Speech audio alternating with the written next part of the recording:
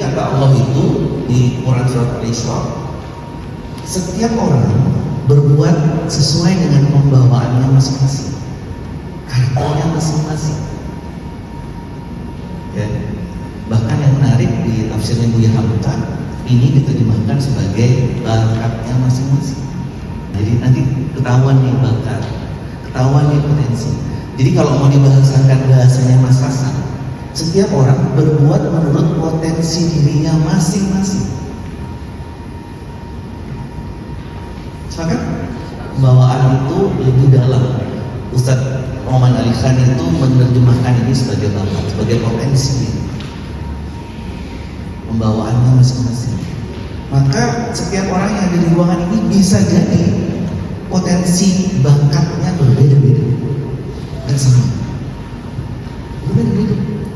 Dan kita harus tahu itu. Kenapa kita harus tahu itu? Jadi nyambung ya. Ini pembacanya benar-benar. Disebut bahwa untuk ke surga itu kita butuh amal. Iman saya nggak bahas ya. Karena ini bukan kajian tentang Islam, jadi iman nggak saya bahas. Kita bahas ke amal. Amalnya kayak gimana? Kata Allah tadi, ahsanu amal.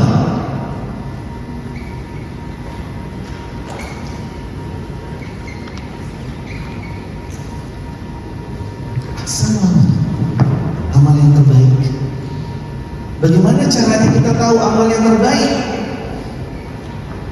Cari potensi diri kita. Apa?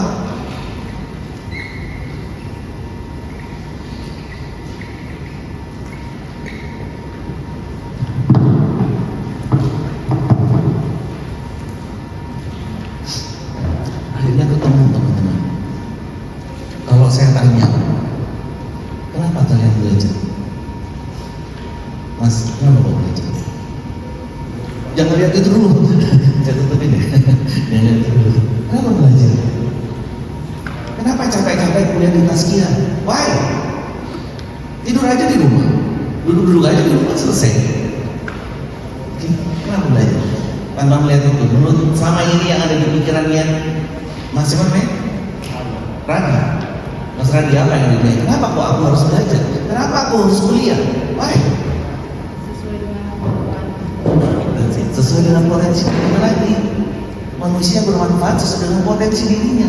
Karena potensi diri itu sudah ditetapkan oleh Allah kan tadi. Kita perlu belajar. Itu esensi belajar.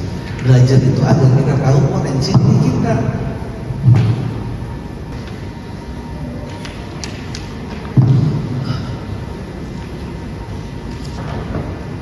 Oke. Jadi kita belajar tujuannya itu agar kita tahu potensi diri kita itu apa. Kita itu jago di apa? Kalau pengen tasnya itu kan ada kompetensi tadi, saya nggak salah ya. Maaf ya belum hafal. Kompetensi. Kita tahu kompetensi kita apa nanti baju-bajunya yang sesuai dengan yang Allah sudah tuliskan buat kita.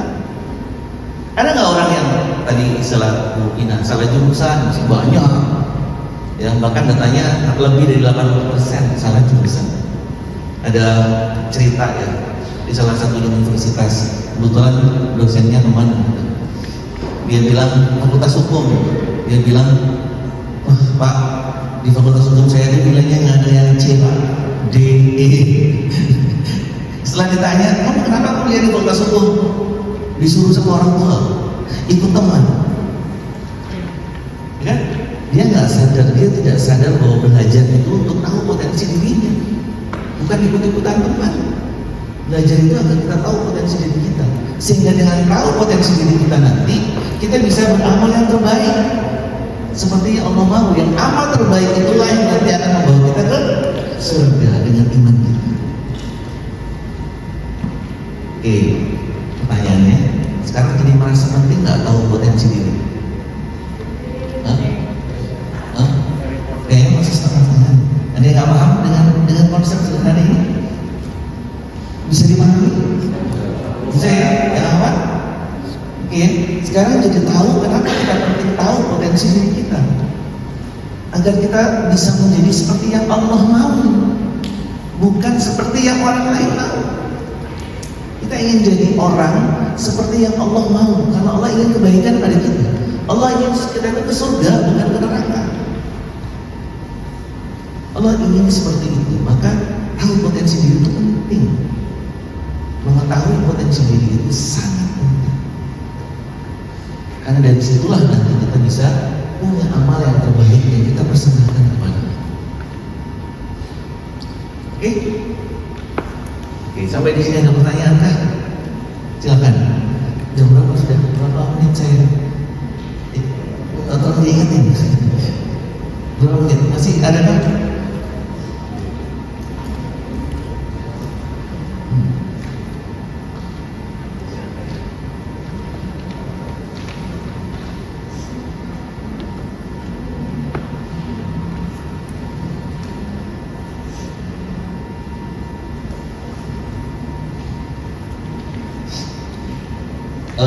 Kalau nanti mau minta ini boleh ya, tapi belajar dulu, memahami dulu. Makanya nggak cukup kalau cuma 2 jam, 2 jam setengah nggak cukup, karena panjang ya, main-mainnya panjang untuk melihat secara konsep semuanya. Oke, kita balik ke sini.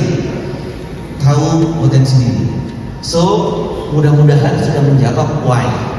Penting lo belajar, penting lo nyari ilmu, penting lo kuliah. Karena dari situlah nanti jadi jalan kita. Sebenarnya menjawab subjudulnya ya, subtitlenya. Penting karena itu hanya akan membantu kita menemukan rasa amal kita yang akan insya Allah mengatakan kita. Oke, penting tahu potensi diri. Nah pertanyaan sekarang, Pak, bagaimana caranya kita tahu potensi diri? Oke, nah sekarang kita belajar konsepnya dulu. Ada berapa menit buat saya? Maaf, 10 jam. Berapa menit? Hah? 12 menit. Ya Allah. Baik. Belajar, kita cara belajar. Kita konsep dulu ya. Kita konsepkan dari learning model. Saya nyebutnya ini. Itu aja deh. Maaf ya, nggak nulis ya, waktunya pendek. Nih, kita belajar dari Al-Quran. Bagaimana caranya kita belajar? Bagaimana caranya kita tahu potensi diri kita? Oke? Kita belajar dari Al-Quran. Coba kita lihat. Setiap ayat di Al-Quran itu, mostly, kebanyakan ayat di Al-Quran itu salah satunya adalah based on experiential learning. Baginda Nabi SAW itu melakukan sesuatu atau punya kendala sesuatu baru ayat turun, benar begitu kan? Ada asbabun nuzulnya, sebuah ayat turun, ada kontekstualnya. Jadi ada experience, ada mengalami, terus diturunkan. Itu cara manusia belajar. Ini teorinya panjang sebenarnya, tapi mudah-mudahan teman-teman tertarik untuk belajar lagi nanti ya, tentang teori bagaimana brain development pada ujungnya dari ini. Jadi Allah itu mengajarkan kita teori tentang belajar adalah alami dulu, lakuin. Al-Quran itu diturunkan nggak cuma baca, enggak, disuruh ngalamin. Bagian Nabi itu kesulitan segala macam, turun ayatnya. Ya Allah, membuat hati beliau menjadi tenang, nggak gelisah lagi. Al-Quran cara belajar itu adalah experience learning. Allah ngajarin kita kalau mau belajar lakukan, jangan malas. Berhadapan dengan problem, berhadapan dengan masalah, jangan malas. Hadapi, lakukan, karena itu yang diajarkan dengan Al-Quran. Dan selalu ada konteksnya. Jadi experiential itu maksudnya doing. Oke? Belajar itu tidak hanya duduk. Belajar itu doing, ngelakuin. Dari sini sebenarnya yang diharapkan teman-teman yang ada di sini, belajar itu nggak hanya di kelas duduk, Bu Vina ngajarin di kelas misalnya kayak gitu, enggak. Doing, lakuin. Ini kayak teman-teman panitia ini luar biasa. Ngelakuin, ada acara kayak gini, nanti ada kegiatan apa lagi gitu ya. Oke, di sini ada berapa ekstrakurikuler ya? Berapa klub mahasiswa? 13 ya. Boleh? Berapa? UKM ya? Iya, UKM. UKM di sini ada 13 ya. Oke, Bapak, saya sedikit cerita ya ke teman-teman. Alhamdulillah, anak saya yang kedua itu saat ini sedang kuliah di University of Toronto, Kanada, di U of T di Kanada. Sekarang semester 4. Di U of T itu teman-teman, ini coba ya kita lihat ya, siapa yang akhirnya melakukan, menerapkan, mengimplementasikan nilai-nilai Islam. Orang Islamnya sendiri jauh dari nilai-nilai itu. Di U of T teman-teman, itu mahasiswa punya klub lebih dari 150 klub. Betapa mereka menghargai potensi masing-masing orang. Pak, ini cerita anak saya kan, alhamdulillah dengan izin Allah, putra kami itu sekarang menjadi perwakilan dari U of T.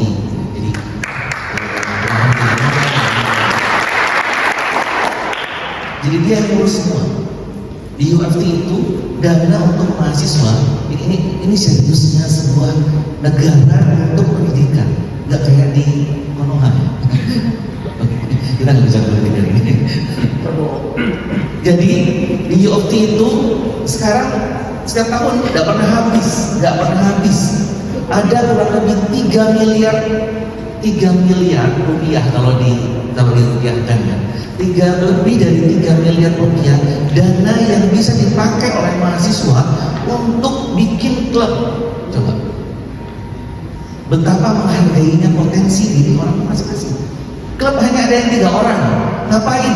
Itu kemarin bikin penelitian tentang ya Allah, vaksin tapi vaksin apa gitu.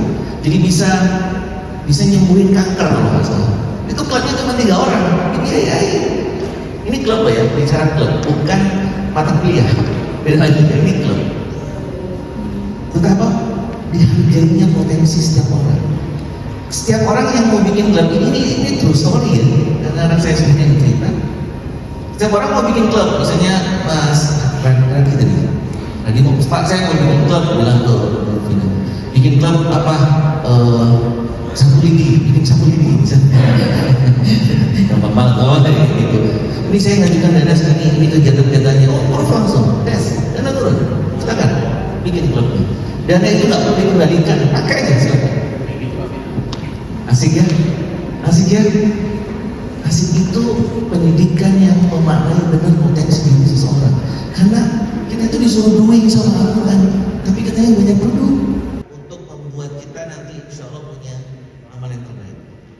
Dan itulah kunci dari surga kita nanti insya Allah. Mudah-mudahan ya. Terima kasih banyak. Kalau lebih yang mohon dimaafkan. Kita masih terus berdiskusi, jadi tidak ditutup. Saya masih di sini nanti jika teman-teman ada yang ditanyakan. Dikembalikan ke MC. Terima kasih. Yang disampaikan Pak Atet tadi, ya saya akan mencoba menyambung apa yang sudah diuraikan Pak Atet selama 1 jam lebih tadi. Ya insya Allah semuanya bisa dipahami kan ya tadi.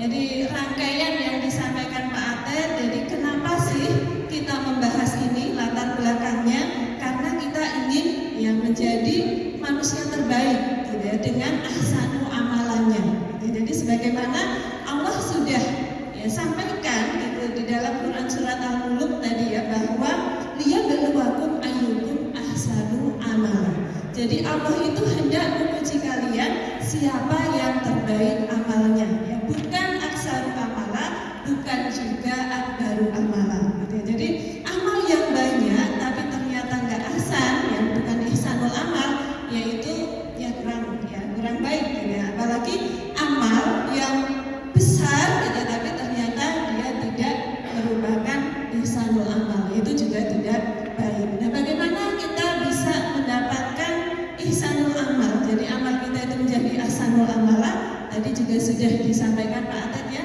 kita perlu belajar ya. Dan di penghujung yang disampaikan Pak Atet tadi bahwa ada ya, cara yang paling sederhana bagaimana kita bisa belajar mengenali diri kita.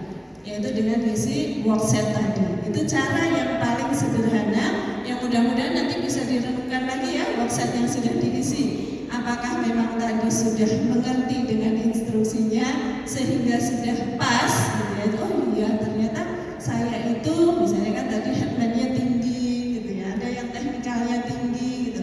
Atau tadi itu masih bingung gitu ya dengan instruksinya sehingga belum pas sesuai dengan yang dihadapi, nanti bisa diulang lagi mengisi worksheet-nya. Nah selain dengan mengisi worksheet itu, bagaimana kita mengisi atau mengetahui, mengenal diri kita itu bisa dengan berbagai macam tadi ya asesmen yang disampaikan Pak Atta juga, dengan berbagai macam tes gitu kan ada sekarang. Nah pada hari ini ya kita akan belajar tentang talent mapping yang disampaikan oleh Abah Rama. Dan kemudian ada yang abu-abu dan hitam. Sebelum saya lanjutkan, di antara yang hadir di sini ada yang sudah pernah tes talent mapping. Berarti mudah-mudahan saya bisa menggambarkannya, bisa dipahami dan nanti teman-teman bisa tertarik gitu ya, untuk melanjutkan tes ini. Nah, ini ya, jadi nanti akan ada warna-warna ini, masing-masing warna itu menunjukkan ya kekuatan dari bakat dari teman-teman. Jadi kalau merah itu berarti memang bakatnya sangat dominan di situ. Jadi sebagai contoh, kalau yang di sini kan merahnya ada di thinking 3, terus di striving 2, dan di relating ada 1. Itu berarti potensi dominannya ada di situ, gitu ya. Jadi terus kemudian yang kuning itu berarti dia bakatnya dominan. Ya teman-teman bisa sambil melihat ya yang dibagikan. Nah itu bisa mungkin diberikan catatan-catatannya juga ya. Jadi yang kuning itu dominan. Artinya ya punya potensi di situ. Nah yang putih berarti cenderungnya netral. Terus yang abu-abu itu berarti kelemahan. Dan yang hitam itu berarti lemah banget.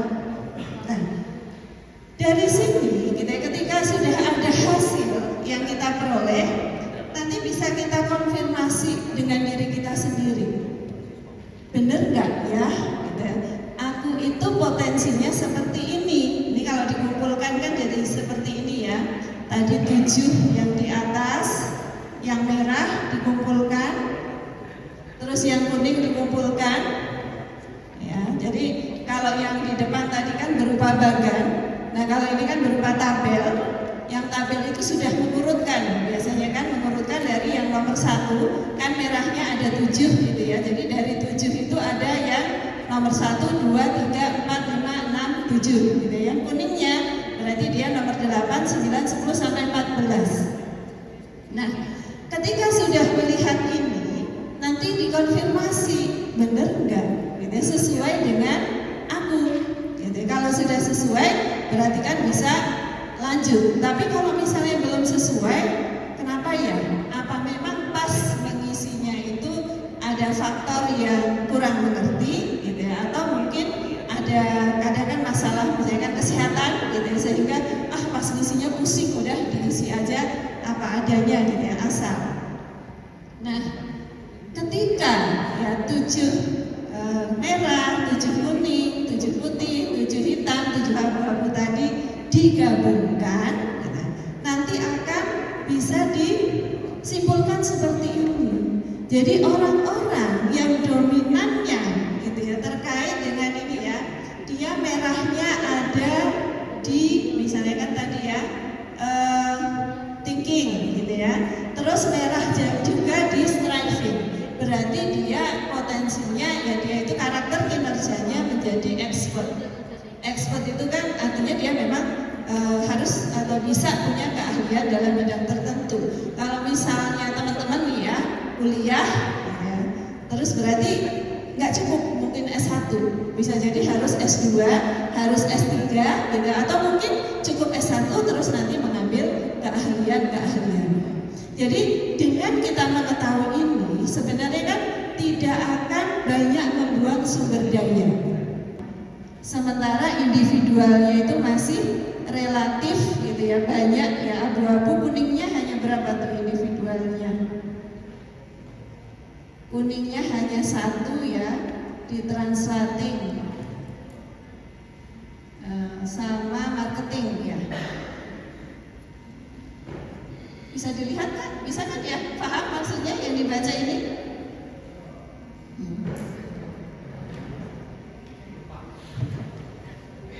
Masih ada semua belum paham?